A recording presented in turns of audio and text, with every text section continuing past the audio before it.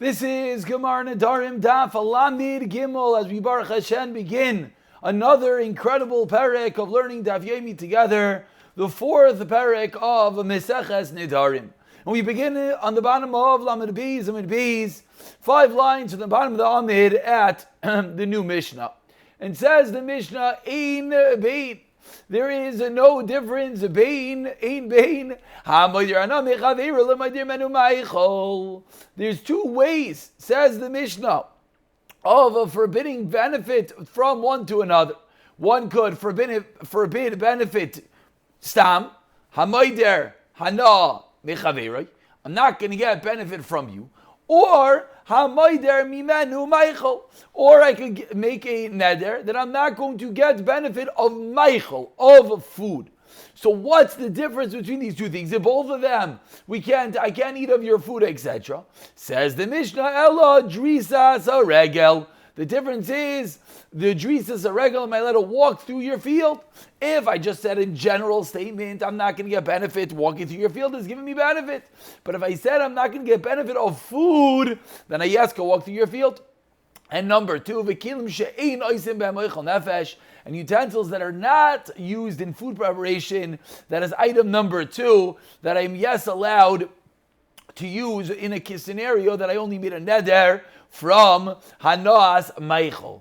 I should say hanas meichel, I should say meichel, as the Gemara will very specifically clarify what is the precise wording in order to understand the Mishnah.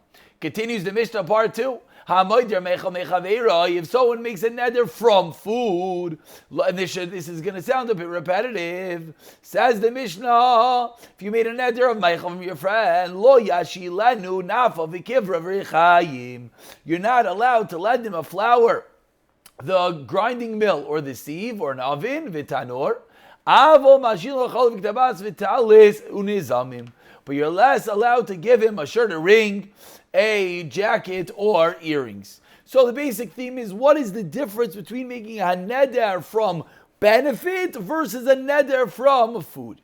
So first, this starts off the Gemara Mantana, who is the Tana of our Mishnah, Rabbi Eliezer. Why? The Tani Rabbi Eliezer Aimer on the last line, Afilu viter aser b'moider hana. Even that which one is mivater on, even items which one generally forgives on, when one makes a neder of hana, you're not allowed to get. What does this mean? What this means is, walking through my backyard, this is an entity that most people, you're not makbid. Can I yes walk through your yard? Can you not walk through your yard? So it's an entity of viter. It's an entity that generally people don't care about. And yet we're saying, even though it's an entity that people don't care about, when one made a neder of hana, of benefit from his friend, he's not allowed to even get this type of benefit that people generally are not makbid on. Who is that Tana? That is Rabbi Eliezer. That is the Tana of the Mishnah. Continues the Gemara. If someone made a neder of food from his friend, he's not allowed to lend him. This is part 2 of the Mishnah. He's not allowed to lend him what? The nafa v'kivra v'rei chayim. Says the Gemara, v'ha min meichel nadar. Asks the Gemara, I don't understand. You just told me that I cannot get benefit from these items, which are utensils of food, the grinding mill, the sieve, the sifter, etc. Why? What was the neder? From meichel, from food, and this is not food. So Amar Rashbal, Amar Rav Shimon ben Levi, Ba'omer, Hanoas machil cholai. And this is the reason why I caught myself in the Mishnah, and I said we have to be very precise in the wording. Because step 1 of the Gemara was, you just said meichel. Step 2 of the Gemara is hanoas meichel cha'olai, the benefit of a food. So a food utensil is a benefit of food. Continues the Gemara 1 second. Ema, but maybe what he means is maybe he means a benefit of food. What's a benefit of food? Utilizing food in a non-food way, utilizing food in a benefit way, but not food. To chew up weed and put it on a wound. Different ways of utilizing food. So Amar Rava says, you're right. Stage number 3. That's the neder. Benefit that brings to food, that is forbidden to me. And that is the scenario in which we're saying in the Mishnah that you're not going to be allowed to get benefit You're not going to be allowed to get any form of benefit from these utensils that bring to food. The Ran, over here, very importantly, points out that Lamaskana, all three stages are accurate. There is forbidding different entities. If you just said Hana, like case A of the Mishnah, then what would have been forbidden? If you just said Meichel, then what would have been forbidden? Meichel, food. If you said Hanas Machilcha, then what's forbidden? Food for non-food purposes, chewing up the weed and putting on the wound, etc. But if you said Hana Hamevi Alidei Machilcha Lai, that's the case of the Mishnah that even utensils that create food. Continues the Gemara, Amar Rabba. Says Rabba, we are 5 lines down. Lamigin Amar Aleph continues Rabba on the same thing. Sack, a basket or a bag, lahavi bearers to carry fruit, v'chamara donkey lavi allow bearers to carry fruit, v'afilu tzina ba'alma, even a mere basket are all considered, says Rabba, hana hamevi alidei meichelu. Now that we're saying the case of the Mishnah is not just meichel, not just hanas meichel, but hana that brings to meichel, benefit that brings to food, says Rabba. It's very broad. That includes any entity that is food related at some point. And based off of that, Rav Papa now has a shaila. Now that he extended it so far, Rav Papa, what about sos lerkoi valav? What about a horse to ride upon?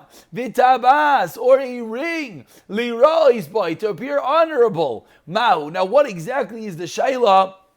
So the Ran over here towards the bottom, the Ran is in the 5th wide line of the Rans, points out that these are entities, when we say, these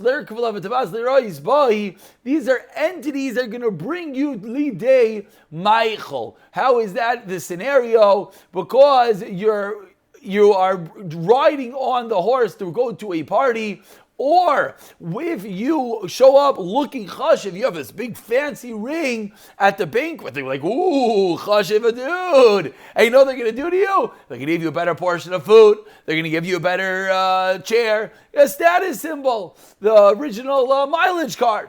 So you show up with the card, they show up with the ring, it gives you something. So asks Rav Papa, is this included in Hana that brings to food benefit, that brings to a modern day Hana that Hamevi Alidei Malcholcha? Says the Gemara, Misik Umeizal Ba'ara. Similarly, what about if I want to use your house as a shortcut, but not a stam shortcut, a shortcut to get to a party, to get to the party quicker? Rav Papa also was declaring, was asking if this is as well included in Hana Hamevi Alidei Meichel. So proves the Gemara Tashema. What did the Mishnah teach us? The Mishnah concluded that what are you, allowed to lend in these scenarios? The cloak, the jacket, the rings, the earrings. Says the Gemara, Hechidami, what is the Mishnah referring to when it says you can lend all these items? If you're still going to wear them, but you're not going to use them to appear more honorable, you're not going to use them to show up to a party. What's the chiddush? Shkoyach, I'm not going to give any food benefits, so I'm allowed to use your jacket. What does that have to do with food? It's obvious. Elalav, what's the chiddush of the Mishnah? Afilu lirais bahem. Even though you're utilizing these items to appear honorable, still they're going to be mutter. Vikatani mash iloi. And we said in the Mishnah, they're allowed to lend them. So it's a raya that these items you're allowed to lend, even though they have some far-fetched connection to food, that's too far. Says the Gemara, no raya, the Mishnah is not referring to such a scenario, so what's the chiddush? They're just cases that are paralleling, they're just cases that are the flip side of the first case of the Mishnah. And we continue with another Mishnah. Says the Mishnah on the bottom of Lamegillah, Aleph, any item that is not used for Oichel Nefesh, Mokoim Shemaskirin Ki Yoitze Behen, is aser. So says this Mishnah is basically the flip side, or continuing the end of the previous Mishnah. Any entity which we do not use to prepare food, or any place which they do, where they rent out, excuse me, I said that wrong. Any item which is a non-food item, comma, in a makom that they generally rent out these items. This is talking about, this is a sefer, my trusty hachzik sefer. But it's in a place where they rent out sachzik svarim. Which of course is not possible because hachzik gives them out for free. But it's in a place that they rent out hachzik svarim. What's the halacha? It's aser. Why is it aser? What in the world does it have anything to do with food? Because you know why? Because if I'm giving it to you, now you just saved $5, and now you could buy another cup of coffee, another Danish. Says the Gemara, Mechlal dereisha af al pi she'ein maskirin. From this Mishnah, it sounds like, what was the previous Mishnah? The previous Mishnah was discussing entities which you do not rent, and yet in the previous Mishnah, it was forbidden, etc. Who is this? Montana, this should be familiar. Amar Rav Eliezer. He, as we started off today's shir, this is Rav Eliezer forbidding even items which are really free. As Rav Eliezer said, even items which we're mevater on, like walking through the shortcut, are included in the Isser. And now we continue with part B of today's shir, a new Mishnah, a new topic. Obviously, it's going to be a first cousin. If someone makes a neder, a benefit from his friend, sheikloi. Hopefully, this will sound slightly familiar to everyone. We had this in a Gemara in Ksubas very recently, and the concept of sheikloi we had in Shkolim as well. That if I make a neder ana from you, I'm not getting any benefit from you. What am I still allowed to do from you? Seemingly nothing. You're not going to get benefit. So says the Mishnah, there are things you're not called benefit. I'm allowed to pay up your shekel, your machzah shekel for you, and I could pay up your debt for you, and if I find your item, I'm allowed to return it to you. But only but in a place, in a place where they take wages for returning a lost item, tibal hana lehektish, that hana should be given to hektish, to the Beis Hamikdash. Says the Gemara, what do we see from our Mishnah? From the fact, I'm allowed to pay up your machzah shekel, I'm allowed to pay up your debt, which if you think about it is incredible. So you also own $1 million, and I go and I pay that $1 million for you, and I'm not allowed to get benefit from you. It's still allowed. What do you mean? You are getting benefit from each other. I'm paying up your incredible debt. Says the Mishnah, no. Why not? Alma, says the Gemara, on the bottom of Lamed Gimel Lamed Aleph, Avruchi Ariba Almahu. What do we see? We see that paying up someone else's debt, we see paying up someone else's achsa shekel is chasing away a lion. We don't view it that you just gained $1 million that you don't have to pay up your $1 million. No, we viewed it that there was this creditor, there was this loan shark coming to bite you, there was a lion on your back, and I just chased away that lion. So if I chased away the lion from your back, did I do anything for you? Well, on one hand, yeah, the lion was about to pounce on you. On the other hand, no, because the lion never touched you. So says the Gemara, we see from our Mishnah, repaying someone's loan, we're going with the opinion, it's called Avruchi Ari, chasing away a lion. Visharian is permitted. Mantan, who is this? Tana, Rav Aishia says, Rav Aishia, Zu, as we turn over to Lamed Gimel Amid Beis, Zu Divrei Chananhi. This is the opinion of Hanan, and hopefully this in a moment is going to ring a lot of bells and remind us of the Gemaras that we learned together at the end of Meseches Kesubis. But let's get there. So says the opinion number one, it says Rav Aishia, we're going with Hanan. Rav Amar, who's Hanan? What's Hanan? We'll see in a moment. Rav Amar, afilu teima divrei hakol. This could be the opinion of anyone, not just Hanan. Why? Gabei moidra no tiyoiv al menas shaloi lipara. Because the case over here is referring to a unique scenario where I took a loan with a condition shaloi lipara. He does not have to pay back by any specific date. That is going to be the case where I'm allowed to pay for you, because it's true that you also own $1 million, but he can never collect it from you. Why can he never collect it from you? Because you made a unique condition that he can never collect it. There's no date on the loan. So Rava says it's everyone. Rav Aishia says it's Hanan. Who is Hanan? Who is everyone? Let's get to it right now. 3 lines down. Lamed Gimel Lamed Beis, my Hanan. The Tanah we learned to the Mishnah. Mi shalach lamdinas hayam. This is the end of Ksubis. Someone travels overseas, and says, and someone gets up, his wife's like, I need money. So a neighbor says, oh, give out. I feel so bad. Your husband's overseas. Here's the cash. Says Hanan, the person that paid up the ksuba for the husband has lost his cash. Hanan is of the opinion, which sounds very similar to our Mishnah. You pay someone else's loan, you lost your cash. It's avruche ariba alma. You're just chasing away the lion. You're not actually doing something that you could ask him back for the money. Whereas Nachlu alav b'nei kohanim gidolim. This is the part that will ring the bell. All those cases at the end of Ksubes in which we had machlekes Hanan and these b'nei kohanim gidolim, they argued v'amru. They said no way. Yishava kama haiti v'yital. The person could swear how much he paid and take back the money from him.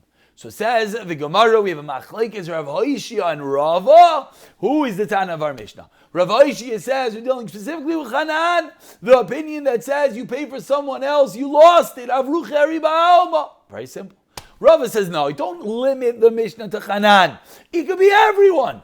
Everyone argues on Hanan and says you could get money back. It's not avruch ari. Our case in the Mishnah is different. Why? Because in our case of the Mishnah, there's the debt was one with an open end. You can never collect. It's forever. Continues the Gemara. Now we just have to understand Rav Hoshia. Why does each one not hold like the other?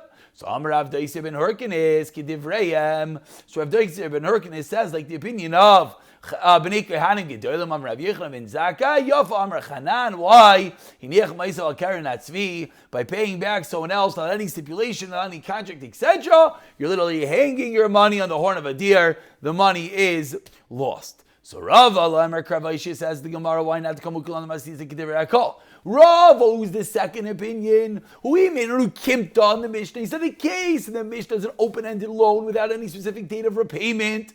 I understand why he made that unique case, and not like Rav Hoshia. Why? Because he chose to explain the Mishnah according to everyone, and not go with Rav Hoshia, which is more limited. That's only Hanan. Rav Hoshia Lamer Karava. So why doesn't Rav Hoshia say like Rava? Says Rav Hoshia, you know why? Because in the case of Rava, there's a problem. You're telling me the case is it's an open-ended loan without any specific date of repayment, and that's when you're allowed to do it, even though you had a neder from your friend. But Gezeira Shaloi Li Para. Why? Misham Li Para. Because what about all the other millions of cases in the world? What about the cases in which it's not an open-ended loan? And in those cases, you would not be able to pay back if there's a neder ana. So says Rav Hoshia, I don't want to say that's the case of the Mishnah, the cause of Gezeira that you might come to pay back in other cases, and I rather say the Mishnah is like a das yachid of Hanan. We'll pick up from Machzor Savidasa in the next year, B'siyata Dishmayo.